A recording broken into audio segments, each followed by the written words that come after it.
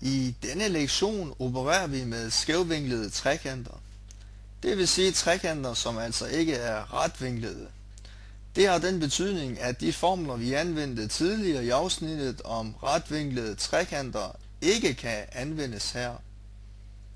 Vi ønsker i denne lektion at beregne arealet for skævvinklede trekanter. Og i vores første scenarie, der har vi altså en trekant ABC, som vi kan se, hvor vi altså kan observere, at vinkel A er kendt. Yderligere kan vi observere, at siden C også er kendt, samt siden B. Og med de her oplysninger kan vi med fordel anvende den grønne formel her til at beregne trekantens areal. Så T, det står altså for areal, og vi har altså en halv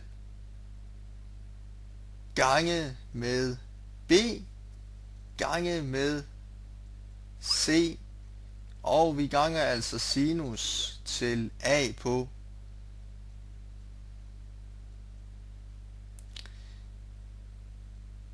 Så indsætter vi de oplysninger, vi kender.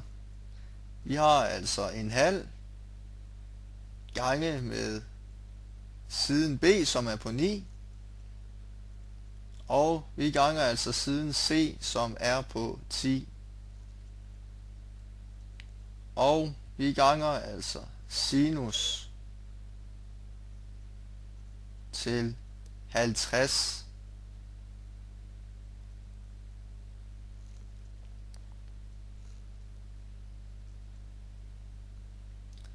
Så en halv gange 9, det er altså 9 halve gange med 10, det er 90 halve. Og sinus til 50, det er altså 0,77.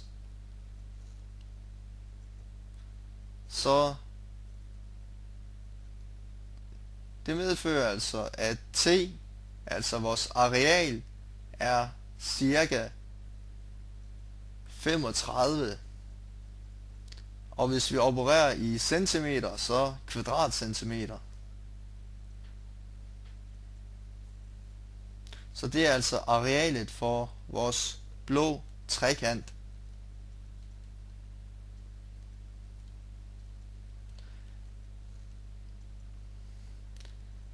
Så lad os gå videre til det næste scenarie. Der har vi en rød skævvinklet trekant. Vi kender siden B, den er på 7. Vi kender siden A, den er på 14. Og så har vi også vinkel C, der er kendt. Så vi anvender med fordel den røde formel her.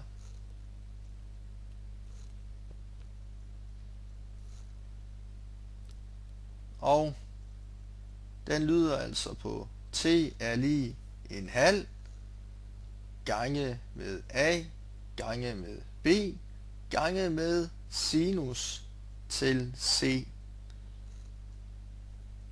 Endnu en gang, der indsætter vi altså vores talværdier. Vi har en halv gange med 14 gange med 7, og vi ganger altså med sinus til 55. Og sørg for, at I har omstillet jeres lommeregner til grader og ikke radianer, når man anvender de her cosinus, sinus og tangensfunktioner. Så en halv gange 14 gange 7, det er 49. Og vi ganger altså sinus til 55, som altså er 0,82. Og det giver så en areal på cirka 40.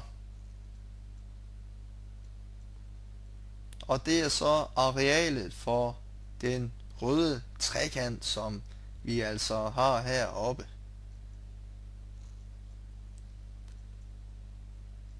Så det er måden, hvorpå man beregner arealet for skævvinklede trekanter på.